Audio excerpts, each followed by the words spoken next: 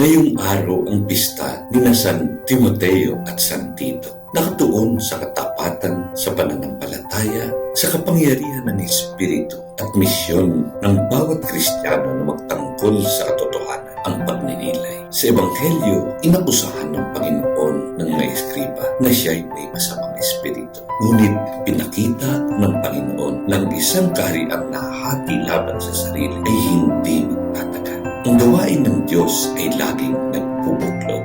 Ang mga masasama ay laging naghahati, nagwawasak at nagdadala ng takot. Paalala sa atin na huwag tayong matakot. Ipagtanggol ang katotohanan. Tayo'y hinihimok na maging matatag. Sikapin natin, huwag hayaang manatili ang kasinungalingan. Sa halip, maging instrumento ng pagkakaisa. Naway maging matatag tayo sa pananampalataya. Sikapin magpakumbaba at patuloy na magdala